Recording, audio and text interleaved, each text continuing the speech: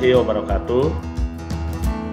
Pada kesempatan ini kita akan membahas tentang bioteknologi bagian kedua, yaitu produk bioteknologi dan dampaknya bagi kehidupan manusia.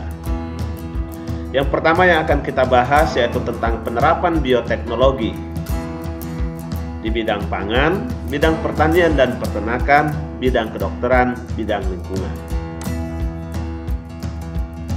Penerapan bioteknologi di bidang pangan banyak digunakan dalam membuat bahan ataupun zat makanan. Dalam hal ini seperti tempe, tauco, kecap, oncom merah, oncom hitam, tape, roti, yogurt, keju, mentega, probiotik, minuman beralkohol, sayuran fermentasi, nata de coco, PST atau protein sel tunggal, dan mikoprotein.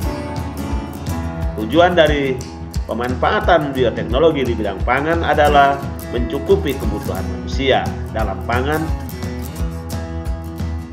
mencukupi pangan untuk kebutuhan manusia, terutama dalam hal ini berupa protein.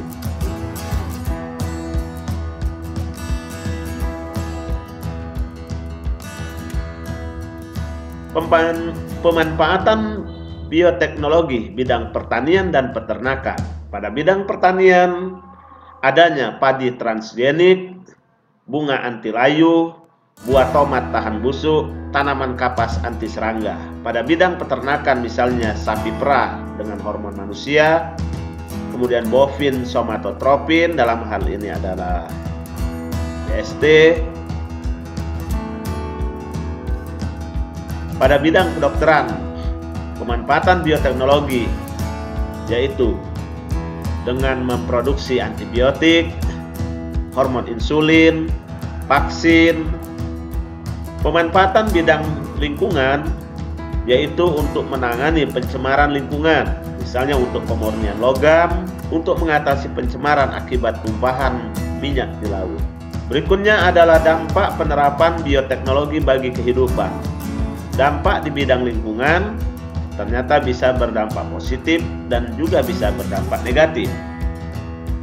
Dampak positifnya antara lain mengurangi pencemaran, yaitu mengurangi pencemaran lingkungan akibat pemakaian pestisida, mengurangi pencemaran limbah dengan menggunakan Thiobacillus pyroxida. Dampak negatifnya adalah dapat menimbulkan kerusakan pada ekosistem dan hilangnya plasma nutfah. Pada bidang sosial ekonomi, pemanfaatan bioteknologi dapat berdampak positif.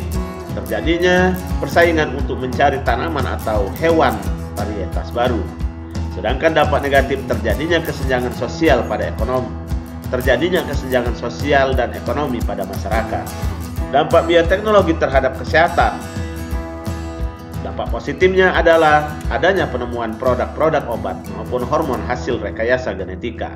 Sedangkan dampak negatif mengakibatkan timbulnya alergi, mengakibatkan seseorang menjadi resisten terhadap beberapa jenis antibiotik tertentu.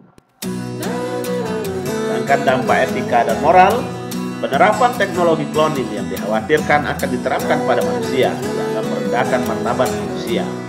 Cloning pada manusia sangat ditentang karena tidak sesuai dengan etika moral dan melanggar aturan. Demikianlah pembelajaran tentang bioteknologi kita pada hari ini. Semoga bermanfaat bagi kita semua. Assalamualaikum warahmatullahi wabarakatuh.